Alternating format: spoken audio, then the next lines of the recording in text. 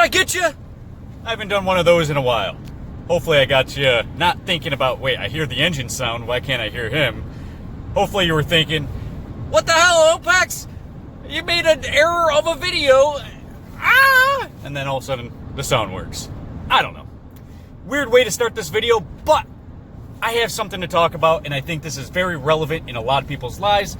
People don't understand 99.9% of what is happening with them, around them, etc. They don't understand what's going on, and the only ones that can are ones who look deeper and look at why things are operating on the basis that they are. So I made a video about basically fantasy versus reality a few times, about how people tend to put everything into one box. And I'm explaining to you guys that you guys should put it in separate boxes. Should put a fantasy box and put things separately into that fantasy box to represent fantasy or things that may not be true. And then the things that are in reality, put it into the reality box, right? Where you know 100% fact that that is reality. Why is this important? Let's talk about it. Now, I've already talked about why that's important, fantasy versus reality, and how much of a big difference it makes. Now, you have to consciously do this, or else you have a default mode where your brain subconsciously puts those files into the cabinet on their own and puts those into certain locations on their own. This is subconscious.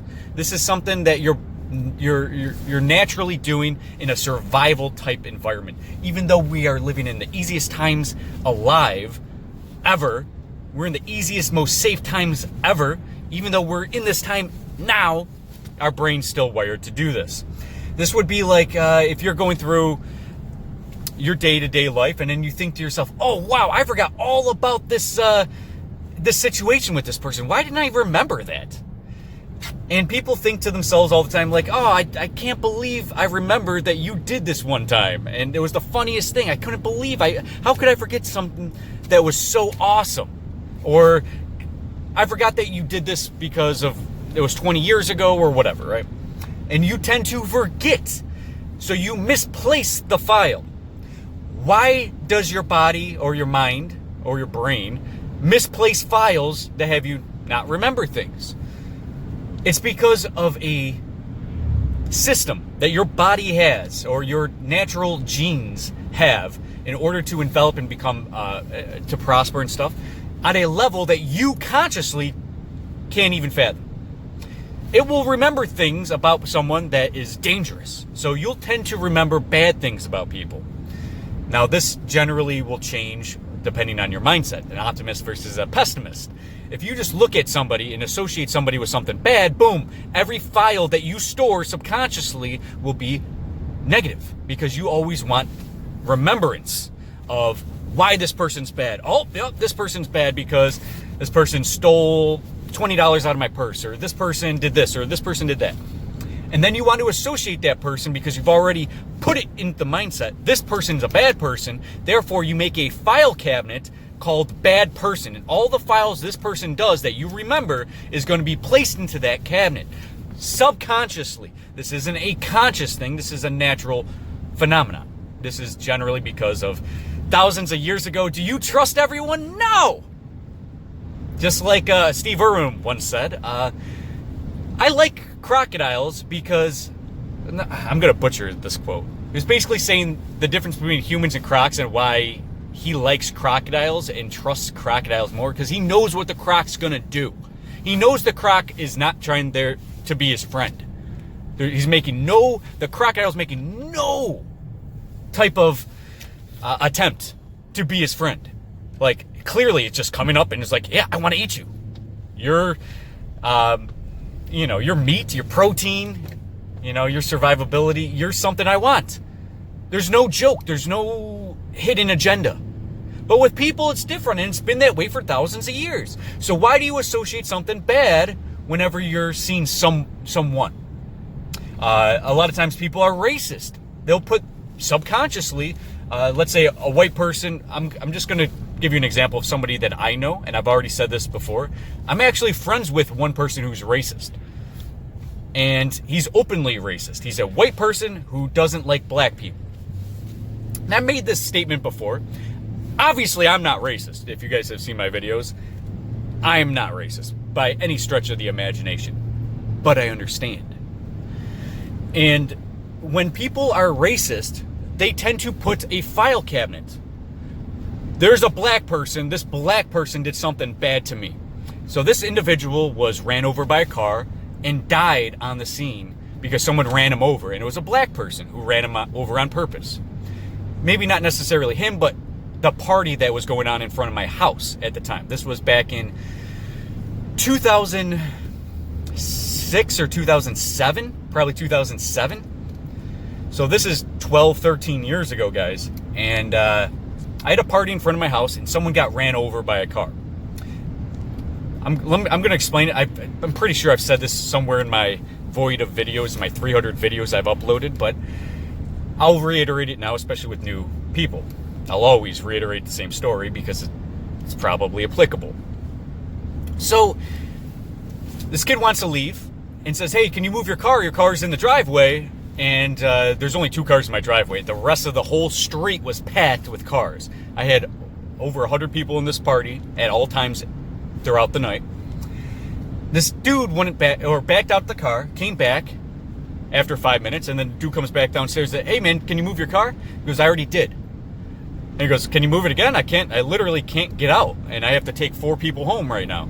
This dude said, no, I'm not gonna, because I already did. I waited 5 minutes, I came back, and it's just some bullshit, right? I ended up getting a big scuffle. Dude gets beat up.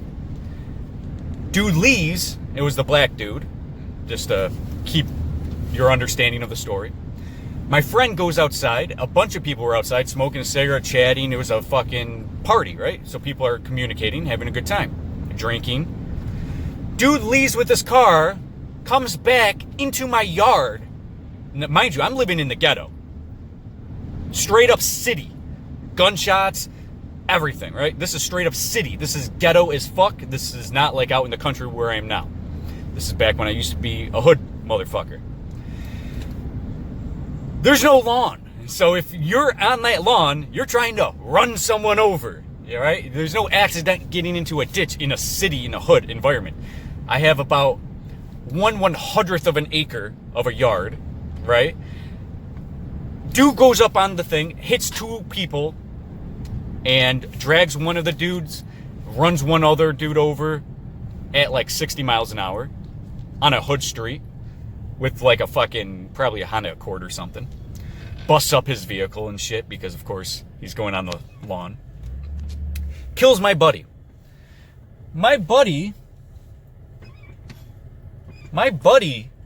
was the white dude. And he got ran over by a black dude. It stuck with him. He died. He had to relearn how to walk, talk, think, act, etc. And now, in this video, I'm not here to say that I understand racism, so therefore it's okay.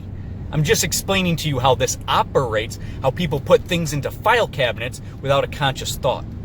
And it happens to everybody.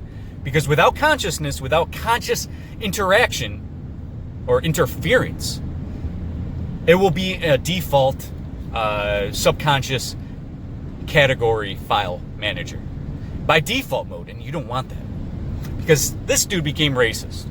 He didn't like black people. He had nothing to say good about black people because generally black people didn't do good things to him. He would go to the hood, and because he was white, he would get black people would think I'm gonna take advantage of him. Because he's white and he probably doesn't know weed prices or something, or cocaine prices or whatever he was doing, going into the hood, and he would get robbed. And you'd be like, what the fuck is going on here? Even for a minuscule amount of money, because the dude's always been poor. So this dude basically has a brain injury, has a lot of problems, and he doesn't like black people, and black people just keep screwing him over and over and over and over again. So of course, he puts it in his mind, black people equals bad. Black people equals problems, right? Now this is natural. If black people keep screwing you over, you're going to probably be like, wow, black people are shitty people. right? I'm not saying I'm saying this. I'm saying that my buddy, my friend, I actually have a friend who's racist. It's okay to have a friend who's racist without fucking being all emotional. Just understand why this person's thinking or acting a certain way. So black people screw him over his whole life, and so he thinks to himself, black people are bad. That's what people do with everything, not just being racist, with everything in life. They tend to put a category or a file into a specific category and leave it there without conscious thought or conscious decision or consciously putting it there to begin with. They're not doing it. But in your subconscious, your survival mode tells you that because of environment, because of genetics, that sometimes this can be passed on, that, just seeing a different person than you, or in your environment. Let's say you're growing up and you're all around black people, then all of a sudden a white person comes around, you're going to be a little weary if you've never seen a white person before. It's natural, guys. Like I was saying in my last video, Brazilians in mixed martial arts will root for the Brazilian. Now, Brazilian's not a race, but if you look like them, talk like them, speak like them, that's who they know, that's who they're going to root for. If you were born in Uganda, you're going to root for the Ugandan fighter ahead of the French fighter. Obviously, guys, right? We see this over and over and over again, unless you're in a melting pot of a country where you're used to having all different types of cultures, races, and identities. Then that becomes that culture. But naturally, we tend to put things in categories and say that is what it is. Never give it a second thought, never give it another conscious decision, never changing the placement of where that information goes. Rather, people just want to keep in a default mode because they gathered enough information to let the subconscious do it for them. Subconscious isn't always right.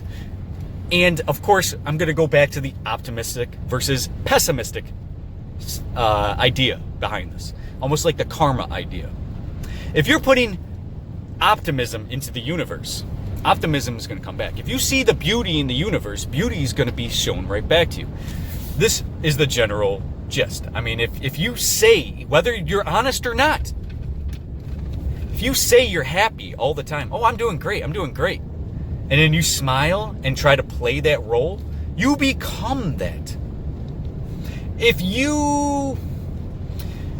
Whatever you say or do, however you feel, you become that. Your aura is very powerful, and it manipulates and alters the universe and environment around you. And this is done subconsciously, not really by your design, but by physics design, by the natural world around you's design. It is designed to be this way. I don't know why, but we have this power to manipulate the universe around us by frequency and aura, let alone conscious thought and belief. And if you believe because you put something in a category of belief or an idea of truth, and you never really dove into it, but you just kept it there, it's going to be in your category of truth, and you will not, in your mind, in your filing cabinet, when you go to look up that information, it is not going to be in a maybe category, or there's some truth to it, or maybe it could be wrong, or maybe it's fantasy. That won't be there. It'll only be in the truth category for you when you go to take it out. When you go to communicate with someone, milk is good for you. So all the information you heard about milk being bad, and you're thinking milk's bad for you, you regurgitate that. So when you go back to your filing cabinet, you're only regurgitating that. You're not learning anything new, because that's such a huge difference in filing cabinet to hear milk is good for you or milk is bad for you. But the truth is both, right? Anyone who's really dove into that idea of milk being good or bad for you knows there's variables. Milk can be good for you. Milk can be terrible for you.